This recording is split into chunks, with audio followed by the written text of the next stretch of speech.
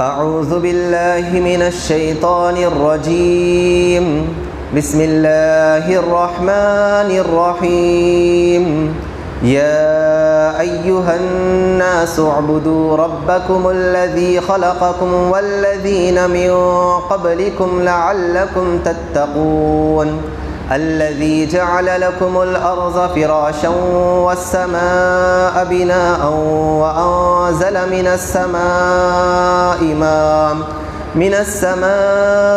ماء فأخرج به من الثمرات رزقا لكم فلا تجعلوا لله أندادا وأنتم تعلمون۔ اے لوگوں، اپنے پروردگار کی عبادت کرو جس نے تم کو اور تم سے پہلے جو لوگ گزرے ہیں پیدا کیا ہے تاکہ تم متقی بن جاؤ۔ وہ پروردگار جس نے تمہارے لیے زمین کو بچھونا اور آسمان کو چھت بنایا اور آسمان سے پانی برسایا اور پھر اس کے ذریعے سے تمہارے لیے بطور رزق کے پھل نکالے، لہٰذا اللہ تعالیٰ کے ساتھ کسی کو شریک نہ کرو اور تم یہ سب باتیں جانتے ہو۔ سورہ بقرہ کی پہلی جو آیتیں ہیں 20 آیتیں، ان 20 آیتوں میں اللہ تبارک و تعالیٰ نے 3 طبقے والوں کا ذکر فرمایا تھا۔ مومنین کا ذکر فرمایا، کافروں کا ذکر فرمایا اور منافقوں کا ذکر فرمایا۔ اب یہاں سے اللہ تبارک و تعالیٰ یا ایھا الناس کہہ کر ان تینوں لوگوں کو شامل کر رہے ہیں، مومنین کو بھی شامل کر رہے ہیں، کافروں کو بھی شامل کر رہے ہیں اور منافقوں کو بھی شامل کر رہے ہیں یا ایھا الناس کہہ کر۔ یہ بات اگر کافروں اور منافقوں کے حق میں اگر کہی جائے تو سمجھ میں آتی ہے کہ اے لوگوں، تم اپنے رب کی عبادت کرو اور اللہ تبارک و تعالیٰ کے علاوہ کسی اور کی عبادت مت کرو، چونکہ کافر اور منافق حقیقت میں اللہ تبارک و تعالیٰ کی عبادت نہیں کرتے تھے، لیکن مسلمان اور مومن وہ اللہ تبارک و تعالیٰ کی عبادت بھی کرتے تھے، پھر بھی انہیں کیوں کہا جا رہا ہے کہ تم اپنے پروردگار کی عبادت کرو؟ تو اس کا مطلب کیا ہے؟ تو مفسرین اکرام بیان فرماتے ہیں کہ یہاں پر یا ایھا الناس کا الگ الگ مطلب ہے، ہر شخص کے ساتھ الگ الگ مطلب ہے۔ جب یہ کہا گیا منافقوں سے کہ یا ایھا الناس اعبدوا ربکم، اے لوگوں تم اپنے پروردگار کی عبادت کرو، یہ کافروں کے حق میں اس کے معنی یہ ہوئے کہ تم بت پرستی کو چھوڑ کر اللہ تبارک و تعالیٰ کی عبادت کرو۔ اور جب یہ منافقوں سے خطاب کیا گیا کہ اے منافقوں تم اپنے پروردگار کی عبادت کرو، تو اس کا مطلب یہ ہوا کہ تم اپنے نفاق کو چھوڑ کر اخلاص کو اختیار کرو۔ اور جب اس کا خطاب مومنوں سے ہوا تو اس کا مطلب یہ ہوا کہ تم گناہوں کو چھوڑ کر اللہ تبارک و تعالیٰ کی اطاعت کرو۔ اور جب اس کا خطاب متقی بندوں سے ہوا تو اس کا مطلب یہ ہوا کہ تم اپنے تقوی اور پرہیزگاری میں اور زیادہ اضافہ کرو اور زیادہ عبادات کرنے کی تم کوشش کرو۔ اور اسی طرح یا ایھا الناس کہہ کر اللہ تبارک و تعالیٰ نے ان تینوں گروہوں کو یعنی مومنوں کو، کافروں کو اور منافقوں کو شامل کر لیا ہے۔ اور حضرت عبداللہ بن عباس رضی اللہ تعالیٰ عنہ بیان فرماتے ہیں کہ جہاں کہیں بھی قرآن کے اندر یا ایھا الناس کہا گیا ہے تو اس سے مراد اہل مکہ ہے، اس سے مراد اہل مکہ ہے۔ اور جہاں کہیں بھی یا ایھا الذین آمنوا کہا گیا ہے تو اس سے مراد اہل مدینہ ہے۔ وہ اس وجہ سے کہ یا ایھا الناس جب کہا گیا تو مکہ کے اندر مشرکین زیادہ تھے اور منافق اور مسلمان کم تھے۔ جب یا ایھا الناس کہا گیا تو اس میں مومن بھی شامل ہو گئے اور مشرک بھی شامل ہو گئے۔ اور اسی طرح جب یا ایھا الذین آمنوا کہا گیا تو اس سے مراد مدینے والے ہیں، کیونکہ مدینے کے اندر ایمان والے زیادہ تھے اور مشرک کم تھے، تو ایمان والوں کی بزرگی کو ظاہر کرنے کے لیے اللہ تبارک و تعالیٰ نے فرمایا یا ایھا الذین آمنوا۔ اور یہاں پر اللہ تبارک و تعالیٰ نے بیان فرمایا کہ اعبدوا ربکم، تم اپنے پروردگار کی عبادت کرو۔ عبادت کسے کہتے ہیں؟ عبادت کا مطلب کیا ہے، عبادت کے معنی کیا ہیں؟ تو مفسرین اکرام بیان فرماتے ہیں کہ انسان اپنی پوری طاقت اور قوت اللہ تبارک و تعالیٰ کی اطاعت اور فرمانبرداری میں صرف کر دے اور اللہ تبارک و تعالیٰ کے خوف اور عظمت کی وجہ سے اس کی نافرمانی کرنے سے بچے، یہ عبادت ہے۔ یہ کیا ہے؟ عبادت ہے۔ اور اسی طرح اللہ تبارک و تعالیٰ نے یہاں پر بیان فرمایا ربکم، کہ تم اپنے پروردگار کی عبادت کرو۔ یہاں پر اللہ تبارک و تعالیٰ نے رب کا لفظ استعمال فرمایا، یہاں پر اللہ بھی لا سکتے تھے یا پھر اسماء حسنہ جو اللہ تبارک و تعالیٰ کے جو صفاتی نام ہیں ان صفاتی ناموں میں سے کوئی اور نام بھی لا سکتے تھے۔ خاص طور پر لفظ رب لانے کی وجہ کیا ہے؟ تو مفسرین اکرام بیان فرماتے ہیں کہ اس چھوٹے سے جملے میں اعبدوا ربکم میں دعوے کے ساتھ دلیل بھی ہے کہ تم اپنے پروردگار کی عبادت کرو، اس لیے کہ اس نے تمہیں پیدا کیا، اس نے تمہیں پیدا کیا، تمہارا پروردگار اللہ ہے، تمہارا پالنہار اللہ ہے، تمہاری پرورش کرنے والا اللہ ہے۔ تو جب تمہارا پیدا کرنے والا اور تمہارا پالنے والا اور تمہاری پرورش کرنے والا اللہ ہے تو عبادت بھی اسی کی کرنی چاہیے، عبادت بھی اسی ہی کی کرنی چاہیے۔ وہی ہے کہ جس نے تم کو پیدا کیا ایک ناپاک خطرے سے، ایک ناپاک خطرے سے اللہ تبارک و تعالیٰ نے ایک خوبصورت انسان بنایا، ایک اشرف المخلوقات انسان بنایا، تو اللہ تبارک و تعالیٰ ہی کی ذات کو پہچان کر اس کی عبادت کرنا چاہیے، وہی مستحق عبادت ہے، اس کے علاوہ کوئی اور مستحق عبادت نہیں ہو سکتا۔ ایک صحابی رسول حضور صلی اللہ علیہ وسلم کے پاس آتے ہیں اور آ کر کہتے ہیں کہ اللہ جو چاہے اور اللہ کا رسول جو چاہے۔ اللہ کے نبی صلی اللہ علیہ وسلم نے فوراً منع کیا اور کہا کہ تم مجھے اللہ تبارک و تعالیٰ کی ذات میں شریک ٹھہراتے ہو، ایسا مت کہو، بلکہ یہ کہو کہ صرف اللہ جو چاہے، اللہ جو چاہے۔ اور اسی طرح کا ایک مضمون احادیث کے اندر یہ ملتا ہے کہ حضرت ام المؤمنین عائشہ رضی اللہ عنہا کے سوتیلے بھائی طفیل رضی اللہ تعالیٰ عنہ، انہوں نے ایک خواب دیکھا کہ کچھ لوگ ہیں جو ایک جگہ ٹھہرے ہوئے ہیں، وہ ان کے پاس گئے اور جا کر پوچھا کہ تم کون لوگ ہو؟ تو انہوں نے کہا کہ ہم یہودی ہیں۔ تو حضرت طفیل رضی اللہ تعالیٰ عنہ نے کہا کہ تم میں بڑی خرابی ہے، وہ خرابی یہ ہے کہ تم حضرت عزیر علیہ السلام کو خدا کا بیٹا کہتے ہو۔ تو یہودیوں نے کہا کہ تم لوگ تو اچھے ہو لیکن تم میں بھی ایک خرابی ہے، تم یہ کہتے ہو کہ اللہ اور اس کا رسول جو چاہے۔ اور پھر میں نصرانیوں کی جماعت کے پاس گیا اور ان سے بھی میری یہی گفتگو ہوئی، پھر صبح اٹھ کر میں نے اس خواب کا تذکرہ کچھ لوگوں سے کیا، پھر اس کے بعد حضور صلی اللہ علیہ وسلم کی خدمت میں حاضر ہوا اور اپنا پورا واقعہ بیان کیا۔ اللہ کے نبی صلی اللہ علیہ وسلم نے فرمایا طفیل کیا تم نے اس خواب کا ذکر کچھ لوگوں سے کیا ہے؟ تو انہوں نے کہا کہ ہاں۔ اللہ کے نبی صلی اللہ علیہ وسلم فوراً کھڑے ہو گئے اور کھڑے ہو کر کہا کہ طفیل نے رات میں ایک خواب دیکھا ہے، رات میں ایک خواب دیکھا ہے اور اس خواب کا تذکرہ چند لوگوں سے بھی کیا ہے۔ میں چاہتا تھا کہ تمہیں پہلے ہی اس جملہ کہنے سے منع کر دوں لیکن فلاں فلاں کام کی وجہ سے میں نہیں کہہ سکا، وہ یہ ہے کہ تم ہرگز اس کے بعد یہ نہ کہو کہ اللہ اور اس کا رسول جو چاہے، بلکہ تم صرف یہ کہو کہ صرف اکیلا اللہ جو چاہے۔ اللہ کے چاہنے سے سب کچھ ہو سکتا ہے، انسان کے چاہنے سے کچھ نہیں ہو سکتا۔ گویا کہ اللہ کے نبی صلی اللہ علیہ وسلم اپنی امت کو توحید کا پیغام دینا چاہتے تھے کہ میرے چاہنے سے بھی کچھ نہیں ہو سکتا، اللہ کے چاہنے سے سب کچھ ہو سکتا ہے۔ اللہ ہی قادر مطلق ہے، اللہ ہی حاجت روا ہے، اللہ ہی مشکل کشا ہے، اللہ کے علاوہ ہمارا کوئی اور پروردگار حقیقی نہیں ہو سکتا، اللہ کے علاوہ ہمارا کوئی اور رب نہیں ہو سکتا۔ دنیا جہاں کی جتنی بھی چیزیں ہیں ان تمام چیزوں پر قدرت اور تصرف کا حق صرف اللہ تبارک و تعالیٰ ہی رکھتے ہیں۔ ان اللہ علی کل شیء قدیر، اللہ تبارک و تعالیٰ ہر چیز پر قدرت رکھتے ہیں۔ انسان اگر اللہ تبارک و تعالیٰ کی ذات کا انکار کرے تو انسان گمراہ ہو جاتا ہے اور انسان قابل عتاب اور قابل سزا ہو جاتا ہے، یعنی سزا کا مستحق بن جاتا ہے۔ ایک دہریے نے حضرت امام ابو حنیفہ رحمۃ اللہ علیہ سے آ کر سوال کیا۔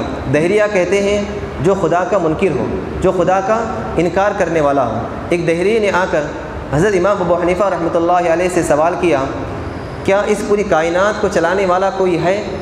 تو امام ابو حنیفہ رحمۃ اللہ علیہ نے کہا کہ جاؤ جاؤ، میں کوئی اور بات سوچ رہا ہوں۔ وہ یہ کہ کچھ لوگ میرے پاس آئے اور انہوں نے کہا کہ ایک بہت بڑی کشتی ہے اور اس کشتی میں طرح طرح کے سامان ہیں۔ وہ کشتی سمندر کی موجوں کو چیرتی ہوئی اپنے مقام سے نکلتی ہے اور جہاں پہنچنا ہے وہاں پر پہنچ جاتی ہے۔ تو دہریوں نے کہا کہ ہم آپ کے پاس عقلمند سمجھ کر آئے تھے، لگتا ہے آپ بے وقوف ہیں، آپ پاگل ہیں۔ بھلا اتنی بڑی کشتی بغیر چلانے والے کے، بغیر ملا کے کیسے اپنے مقام سے نکل کر اپنے صحیح مقام تک پہنچ سکتی ہے؟ تو امام ابو حنیفہ رحمۃ اللہ علیہ نے کہا کہ بے وقوف ہو، میں بے وقوف نہیں بلکہ تم بے وقوف ہو۔ جب ایک چھوٹی سی کشتی بغیر چلانے والے کے، بغیر ملا کے نہیں چل سکتی، تو اس پوری اتنی بڑی کائنات، اتنی وسیع و عریض کائنات بغیر چلانے والے کے کیسے چل سکتی ہے؟ یقیناً اس پوری کائنات کو چلانے والا کوئی ہے اور وہ اللہ ہے، اور وہی عبادت کا مستحق ہے۔ انسان کو چاہیے کہ وہ اپنے اطراف اور اکناف میں دیکھے، کائنات کی چیزوں میں غور کرے۔ ہر چیز خدا کا پتہ بتا دیتی ہے، ہر چیز خدا کی طرف ہمیں دعوت دیتی ہے۔ امام شافعی رحمۃ اللہ علیہ سے کسی نے یہی سوال کیا کہ اس کائنات کو چلانے والا کوئی نہیں ہے، اس کائنات کا مالک کوئی نہیں ہے۔ امام شافعی رحمۃ اللہ علیہ نے کہا کہ شہدود کے پتے کو دیکھو، شہدود ایک چھوٹا سا پھل ہوتا ہے، اس کے پتے کو دیکھو، رنگ ایک ہے، درخت ایک ہے، پتا ایک ہے اور اس کا ذائقہ ایک ہے، لیکن جب شہدود کے پتے کو ریشم کا کیڑا کھاتا ہے تو اس سے ریشم نکلتا ہے، اور جب شہد کی مکھی اس پتے کو کھاتی ہے تو اس سے شہد نکلتا ہے، اور جب ہرن کھاتی ہے تو اس سے مشک نکلتا ہے، جب بکریاں کھاتی ہیں تو اس سے مینگنیاں نکلتی ہیں۔ آخر ایک پتے میں یہ الگ الگ تاثیر کس نے پیدا کی؟ یقیناً اس تاثیر کو پیدا کرنے والا کوئی ہے اور وہ اللہ ہے۔ تو ہمیں عبادت کس کی کرنی چاہیے؟ صرف اللہ تبارک و تعالیٰ ہی کی کرنی چاہیے۔ عبادت کا مستحق صرف اور صرف اللہ تبارک و تعالیٰ ہی کی ذات ہے۔ اعبدوا ربکم، تم صرف اپنے رب کی عبادت کرو۔ کیوں کرو؟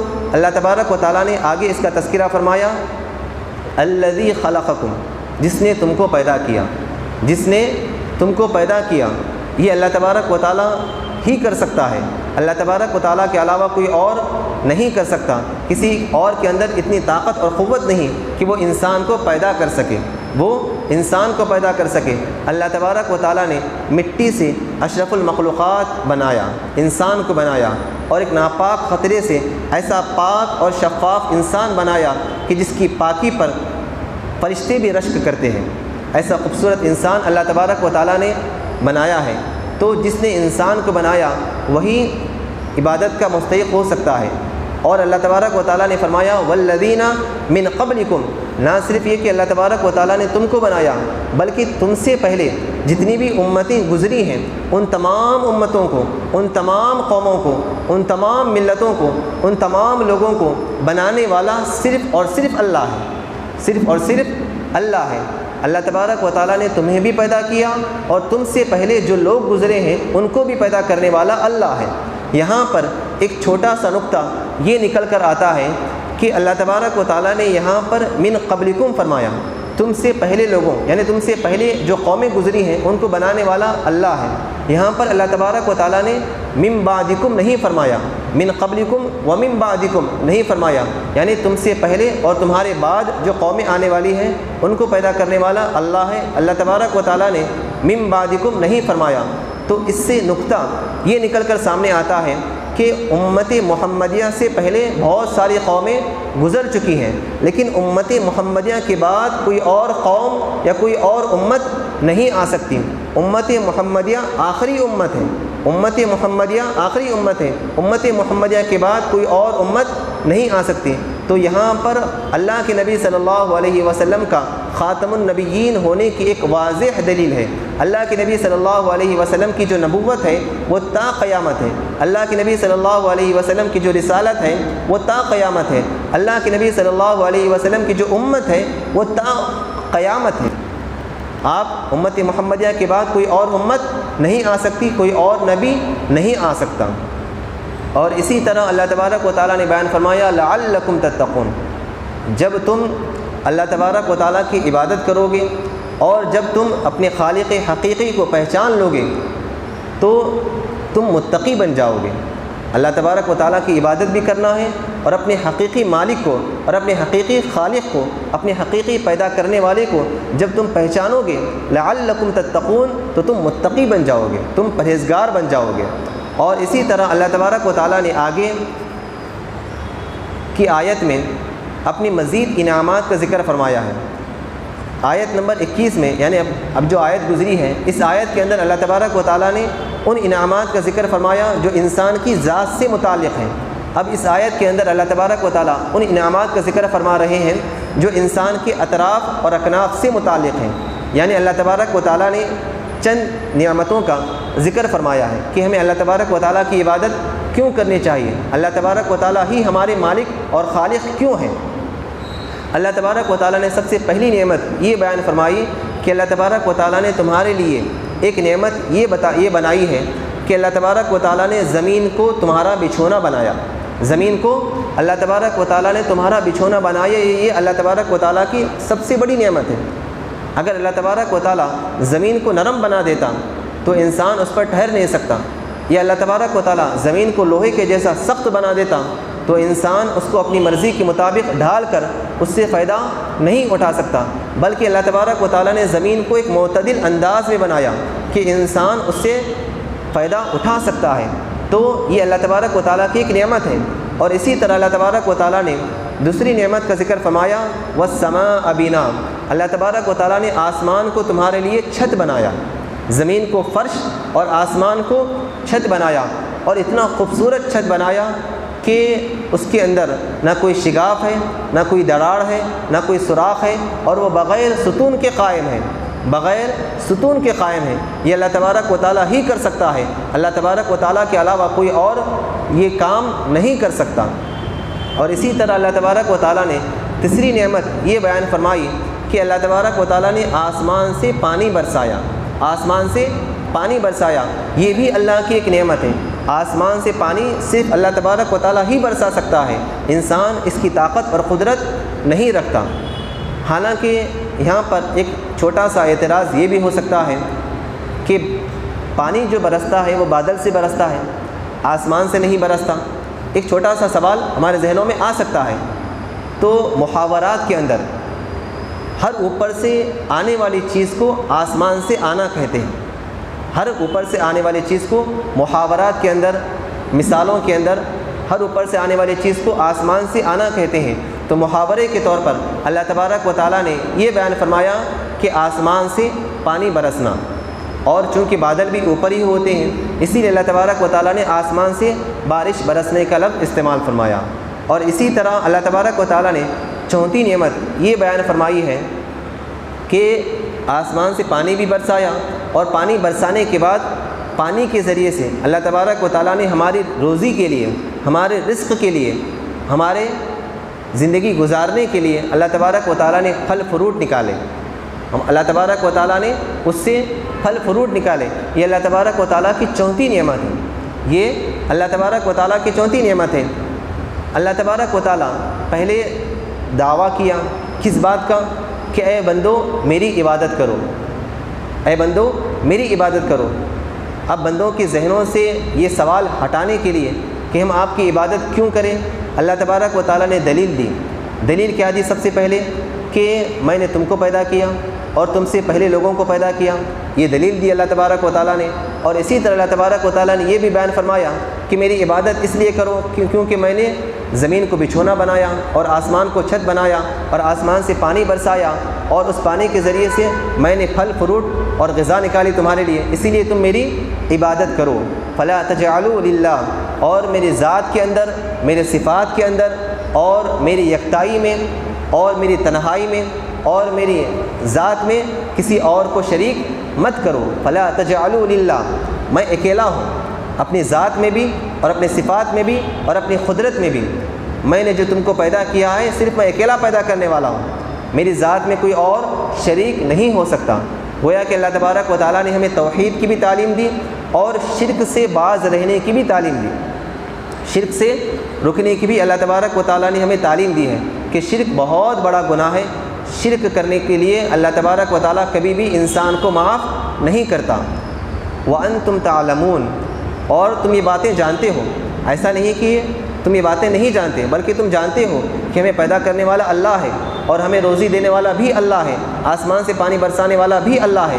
اس کے باوجود بھی تم اگر کسی اور کو اللہ تبارک و تعالیٰ کی ذات میں شریک کرو گے تو تم سب سے بڑے ناشکرے ہو، تم سب سے بڑے غدار ہو، اور تم سب سے بڑے نافرمان ہو، اور تم سب سے بڑے اللہ تبارک و تعالیٰ کے نعمتوں میں ناشکری کرنے والے ہو. تو اس سے ہمیں بچنا چاہیے، اس سے ہمیں رکنا چاہیے. وَإِن كُنتُمْ فِي رَيْبٍ مِّمَّا نَزَّلْنَا عَلَىٰ عَبْدِنَا فَأْتُوا بِسُورَةٍ مِّن مِّثْلِهِ وَادْعُوا شُهَدَاءَكُم مِّن دُونِ اللَّهِ إِن كُنتُمْ صَادِقِينَ فَإِن لَّمْ تَفْعَلُوا وَلَن تَفْعَلُوا فَاتَّقُوا النَّارَ الَّتِي وَقُودُهَا النَّاسُ وَالْحِجَارَةُ أُعِدَّتْ لِلْكَافِرِينَ. اور اگر تم اس قرآن کے بارے میں شک میں ہو جو ہم نے اپنے بندے محمد صلی اللہ علیہ وسلم پر نازل کیا ہے تو تم اس جیسی ایک صورت بنا لاؤ. اور اگر تم سچے ہو تو اللہ کے علاوہ جس کو چاہو اپنی مدد کے لیے بلاؤ. اور اگر تم پھر بھی نہ کر سکو اور یقیناً نہیں کر سکو گے تو ڈرو اس آگ سے جس کا ایندھن لوگ اور پتھر ہیں جو کافروں کے لیے تیار کی گئی ہے. پہلی دو آیتوں میں یعنی آیت نمبر 21 میں اور آیت نمبر 22 میں اللہ تبارک و تعالیٰ نے توحید کا ذکر فرمایا ہے اور اس کے دلائل بیان فرمائے ہیں. اور آیت نمبر 23 میں اور آیت نمبر 24 میں اللہ تبارک و تعالیٰ نے رسالت کا ذکر فرمایا ہے اور رسالت کے دلائل بیان فرمائے ہیں. وہ ہدایت جو قرآن لے کر آیا ہے اس کے دو ستون ہیں، دو بنیادیں ہیں. اور دو بنیادیں کیا ہیں؟ ایک ہے توحید اور دوسرا ہے رسالت. جب تک کوئی انسان ان دو باتوں کا اقرار نہیں کر سکتا وہ قرآن کی ہدایت سے فائدہ نہیں اٹھا سکتا. قرآن سے فائدہ اٹھانے کے لیے، قرآن پر چلنے کے لیے اور قرآن پر یقین رکھنے کے لیے ان دو باتوں کو یقین رکھنا ضروری ہے. تو تبھی ہمارا ایمان مکمل ہے، کامل ہے. پہلا ہے توحید اور دوسرا ہے رسالت. یعنی اللہ تبارک و تعالیٰ کی ذات میں کوئی شریک نہیں ہے، یہ توحید ہے. اور اللہ تبارک و تعالیٰ ہی کی عبادت کرنا ہے، یہ توحید ہے. اور پیارے رسول صلی اللہ علیہ وسلم کی رسالت پر اقرار کرنا اور اللہ کے نبی صلی اللہ علیہ وسلم کو رسول اور آخری رسول ماننا، یہ رسالت ہے. تو ان دو عقیدوں کو اپنانا ہر مسلمان کے لیے لازم اور ضروری ہے. اللہ تبارک و تعالیٰ نے جب توحید کا ذکر فرمایا تو ساتھ ہی ساتھ اس کے دلائل بھی بیان فرمائے. پہلے توحید کے دلائل بیان فرمائے کہ جس نے تم کو پیدا کیا، تم سے پہلے لوگوں کو پیدا کیا، یہ توحید کے دلائل ہیں. یہاں پر اللہ تبارک و تعالیٰ نے رسالت کا ذکر فرمایا اور رسالت کے دلائل بھی بیان فرمائے کہ تم حضور صلی اللہ علیہ وسلم کو آخری نبی اور رسول مانو. رسول کیوں مانو؟ کیونکہ ہم نے محمد صلی اللہ علیہ وسلم کو قرآن مجید جیسا عظیم معجزہ عطا فرمایا ہے. یہ معجزہ صرف نبی ہی سے ظاہر ہو سکتا ہے. اللہ کے نبی صلی اللہ علیہ وسلم نے بطور معجزے کے قرآن کو سامنے رکھ دیا ہے کہ میں نبی ہوں، میں رسول ہوں اور یہ میرا معجزہ ہے. اب اگر تم اللہ کے نبی صلی اللہ علیہ وسلم کی رسالت میں شک کرتے ہو، اب اگر تم اس قرآن کو کلام الہی نہیں مانتے ہو اور اگر تم یہ مانتے ہو کہ یہ انسان کا کلام ہے یا محمد صلی اللہ علیہ وسلم نعوذ باللہ اپنی طرف سے گھڑ کر بنا کر لے کر آتے ہیں تو تمہیں چیلنج ہے تم اس جیسی ایک صورت بنا کر لے کر آؤ. تم اس جیسی ایک صورت بنا کر لے کر آؤ. اور اگر تم سچے ہو تو اللہ تبارک و تعالیٰ کے علاوہ دنیا کے کسی بھی انسان کو یا دنیا میں کسی بھی مخلوق کو، جنات کو، فرشتوں کو، جنات کو اور اپنے ساتھ کسی اور لوگوں کو، اپنے اور معبودوں کو جس کا تم اقرار کرتے ہو، جس کا تم دعویٰ کرتے ہو، ان کو بھی بلاؤ اور بلا کر تم قرآن کی ایک صورت بنا کر لے کر آؤ.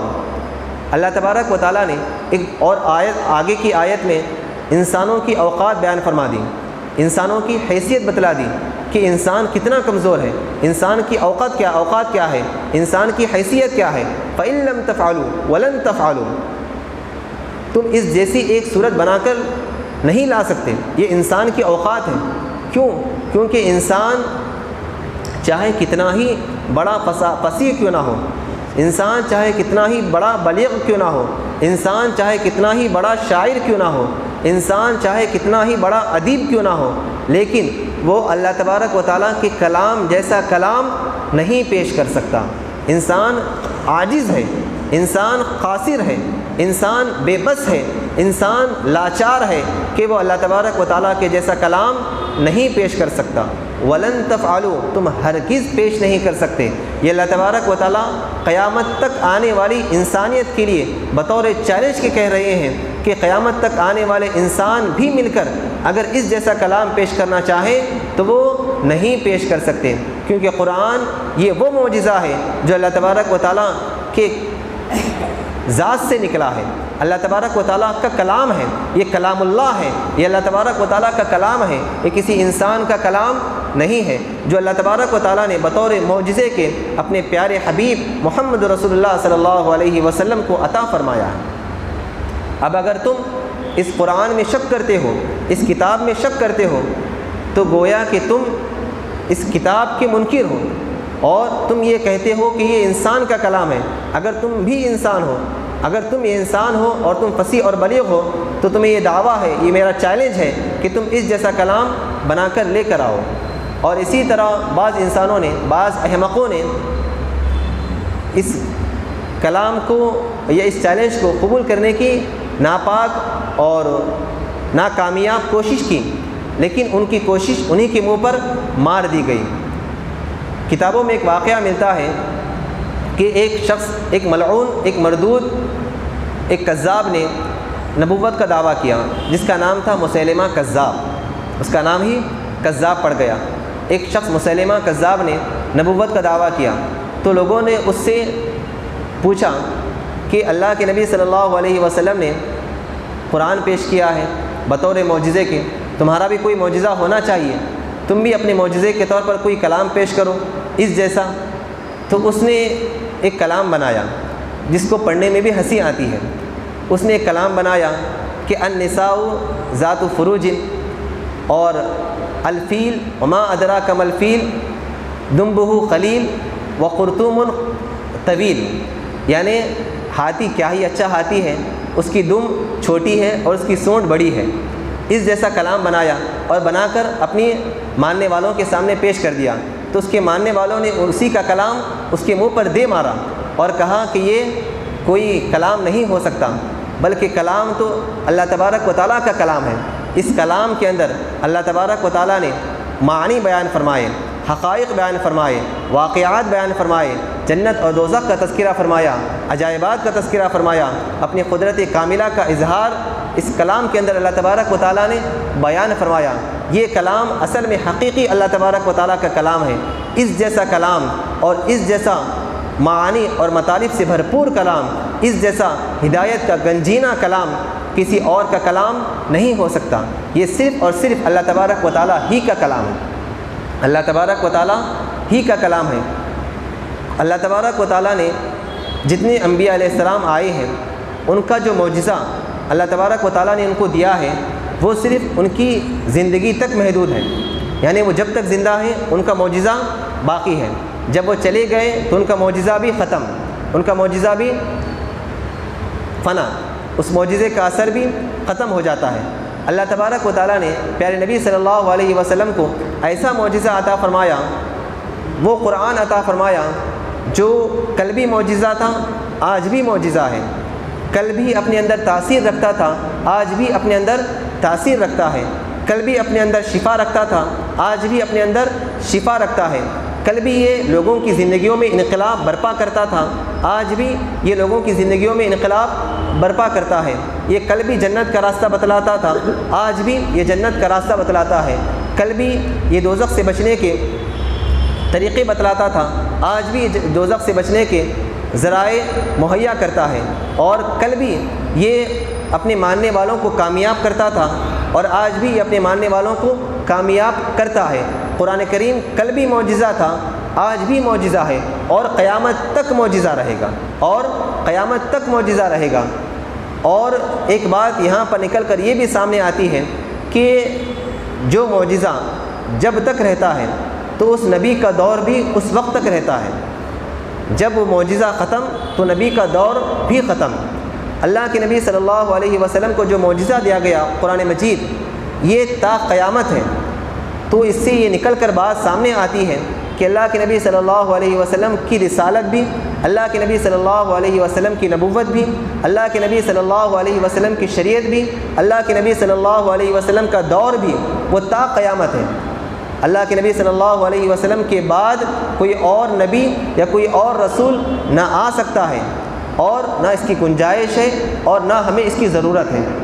اب اگر کوئی اللہ کے نبی صلی اللہ علیہ وسلم کے بعد نبوت کا دعویٰ کرتا ہے تو وہ اپنے دعوے میں کذاب ہے، جھوٹا ہے، ملعون ہے، مردود ہے، ناقابل قبول ہے۔ اللہ کے نبی صلی اللہ علیہ وسلم خاتم النبیین ہیں، نبیوں کے سلسلے کو ختم کرنے والے۔ اور اسی طرح یہاں پر ایک بات نکل کر یہ بھی سامنے آتی ہے کہ نبوت سے جو صادر ہوتا ہے اسے معجزہ کہتے ہیں، یعنی نبی سے جو صادر ہوتا ہے ایسا کام جو انسان کی فطرت کے خلاف ہو، جس کام کو کرنے کی انسان طاقت نہ رکھتا ہو، انسان اس کام کو کرنے کے لیے بے بس ہو، تو اس کو معجزہ کہتے ہیں۔ جب یہ نبی سے صادر ہوتا ہے تو اس کو معجزہ کہتے ہیں۔ اور اسی طرح وہ کام جو انسان کرنے کی طاقت نہیں رکھتا، جب وہ کام کسی انسان سے ثابت ہو یا کسی ولی سے ثابت ہو تو اس کو کرامت کہتے ہیں، اس کو کرامت کہتے ہیں۔ کرامت بھی برحق ہے، معجزہ بھی برحق ہے۔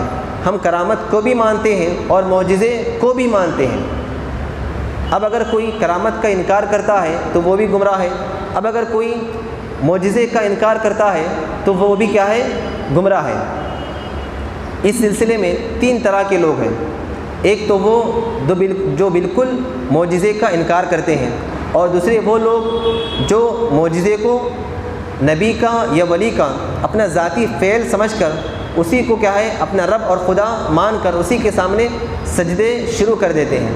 اور تیسرے وہ لوگ ہیں جو معجزے کو اور کرامت کو نبی کا یا ولی کا ذاتی فعل نہیں سمجھتے، بلکہ وہ یہ کہتے ہیں کہ اس کے پیچھے اللہ تبارک و تعالیٰ کی قدرت کار فرما ہے، اللہ تبارک و تعالیٰ کے چاہنے سے، اللہ تبارک و تعالیٰ کے حکم سے اللہ تبارک و تعالیٰ وہ معجزہ یا وہ کرامت اس ولی کی یا اس نبی کی بزرگی کو ظاہر کرنے کے لیے، اس کی مقام کو بتلانے کے لیے اللہ تبارک و تعالیٰ اس کے ہاتھوں سے وہ معجزے کا ظہور فرماتے ہیں یا اس کرامت کا ظہور فرماتے ہیں۔ جس طرح پہلے طبقے کے لوگ یعنی جنہوں نے معجزے کا انکار کر دیا، یہ لوگ گمراہ ہیں، اور دوسرے وہ لوگ جنہوں نے معجزے ہی کو سب کچھ مان کر اسی کی عبادت شروع کر دی۔ جیسا کہ حضرت عزیر علیہ السلام کے بارے میں آتا ہے کہ بنی اسرائیل نے ان کو خدا کا بیٹا سمجھ لیا، جب ان سے معجزے ظاہر ہوتے ہوئے دیکھا تو ان کو خدا کا بیٹا سمجھ لیا۔ اور اسی طرح نصرانیوں نے حضرت عیسیٰ علیہ السلام سے جب معجزے کا ظہور دیکھا تو انہی کو کیا ہے خدا مان لیا۔ اور آج کل کے جو جاہل قسم کے جو لوگ ہیں، جو کم عقل جو لوگ ہیں، جب انہوں نے یہ دیکھا کہ فلاں ولی کی دعا سے ہمارا کام اچھا ہو رہا ہے، یا فلاں ولی کے پاس جانے سے ہمیں بچہ ہو رہا ہے، یا فلاں ولی کے پاس جانے سے ہمیں کیا ہے برکت مل رہی ہے، تو انہوں نے کیا ہے اس ولی کی کرامت کو خدا سمجھ لیا، اسی کو کیا ہے اپنا رب مان لیا، اور اسی کے سامنے سجدے شروع کر دیے، اور اسی کو کیا ہے حاجت روا اور مشکل کشا سمجھ لیا۔ یہ سراسر شرک ہے، اس سے بچنا ہر مسلمان کے لیے لازم اور ضروری ہے، اس سے بچنا ہر مسلمان کے لیے لازم اور ضروری ہے، کیونکہ اللہ تبارک و تعالیٰ ہی سب کچھ کر سکتے ہیں۔ اللہ تبارک و تعالیٰ کے علاوہ کسی اور کے اندر قدرت نہیں، کسی اور کے اندر طاقت نہیں کہ وہ انسان کا کچھ بھلا یا برا کر سکے۔ نفع اور نقصان کا مالک صرف اور صرف اللہ تبارک و تعالیٰ ہی ہے، موت و حیات کا مالک صرف اور صرف اللہ تبارک و تعالیٰ ہی ہے، اولاد کا دینے والا صرف اور صرف اللہ تبارک و تعالیٰ ہی ہے۔ اللہ تبارک و تعالیٰ ہی کے اختیار میں ہے کہ بندے کو کیا دے اور کیا نہ دیں، یہ اللہ تبارک و تعالیٰ ہی کے اختیار میں ہے۔ اور ایک بات یہ بھی ذہن نشین کر لیں کہ نبوت کی شرط یہ نہیں ہے کہ نبی سے معجزہ ظاہر ہو، نبی سے معجزہ ظاہر ہو، بلکہ نبی کا نبی ہونا یہ خود ایک سب سے بڑا معجزہ ہے۔ اور اسی طرح ولی کی ولایت کے لیے شرط نہیں کہ اس سے کرامت ظاہر ہو، بلکہ ولایت کا ملنا یہ سب سے بڑی کرامت ہے، یہ سب سے بڑی کرامت ہے۔ نبی بغیر معجزے کے بھی نبی ہیں اور ولی بغیر کرامت کے بھی نبی ہیں۔ یہ سب سے پہلے اپنے ذہن میں بات بٹھا لینا چاہیے۔ بعض لوگ یہ کہتے ہیں کہ اگر ولی ہے تو کرامت دکھاؤ، نبی ہے تو معجزہ دکھاؤ، یہ سراسر غلط بات ہے۔ نبی اس وقت تک اپنی طرف سے کوئی معجزہ نہیں دکھا سکتے جب تک کہ اللہ تبارک و تعالیٰ کا حکم نہ ہو۔ اللہ تبارک و تعالیٰ کے حکم پر نبی معجزہ دکھا سکتے ہیں۔ اسی طرح کوئی ولی ہے اس وقت تک کرامت نہیں دکھا سکتے جب تک کہ اللہ تبارک و تعالیٰ کا حکم نہ ہو۔ تو آج کی تفسیر کا خلاصہ کچھ یوں نکل کر آتا ہے کہ اللہ تبارک و تعالیٰ آیت نمبر 21 میں اور آیت نمبر 22 میں اپنی قدرت کا اظہار فرمایا اور اپنی توحید کا اظہار فرمایا، اور اسی طرح توحید کے دلائل بیان فرمائے کہ اے لوگوں میری عبادت کرو، کیونکہ میں نے تمہیں پیدا کیا، تم سے پہلے لوگوں کو پیدا کیا، اور میں نے تمہارے لیے زمین کو بچھونا بنایا، آسمان کو چھت بنایا، اور میں نے آسمان سے پانی برسایا اور اس پانی کے ذریعے سے تمہارے لیے روزی کا انتظام فرمایا۔ یہ توحید ہے۔ اللہ تبارک و تعالیٰ نے آیت نمبر 21 میں آیت نمبر 22 میں توحید کا ذکر فرمایا، لوگوں کو توحید کی تعلیم دی، اور آیت نمبر 23 میں اور آیت نمبر 34 میں آیت نمبر 24 میں اللہ تبارک و تعالیٰ نے رسالت کا ذکر فرمایا کہ تم میرے پیارے نبی صلی اللہ علیہ وسلم کو نبی اور رسول مانو اور ان کو آخری رسول تسلیم کرو، کیونکہ میں نے ان کے ہاتھ پر وہ معجزہ ظاہر فرمایا ہے جو انسان کی قدرت سے باہر ہے، اور وہ معجزہ کیا ہے؟ قرآن پاک ہے۔ تم قرآن پاک کو مانو اور قرآن پاک کو اپنا ہدایت کا سرچشمہ مانو اور اس کو اپنا ہادی اور رہبر مانو، اور اللہ کے نبی صلی اللہ علیہ وسلم کو رسول مانو، اور قرآن پاک میں ذرا برابر بھی شک مت کرو، کیونکہ یہ کلام کسی انسان کا کلام نہیں بلکہ یہ میرا کلام ہے۔ اللہ تبارک و تعالیٰ نے آیت نمبر 23 میں آیت نمبر 24 میں ان باتوں کا ذکر فرمایا ہے۔ تو آج کی تفسیر کا خلاصہ مختصراً کچھ یوں نکل کر آتا ہے کہ اللہ تبارک و تعالیٰ کو اللہ تبارک و تعالیٰ کو اپنا سب کچھ ماننا ہے، اللہ تبارک و تعالیٰ کو اپنا سب کچھ مان کر اسی کی عبادت کرنا ہے اور اس کی ذات میں کسی اور کو شریک نہیں کرنا ہے، یہ توحید ہے۔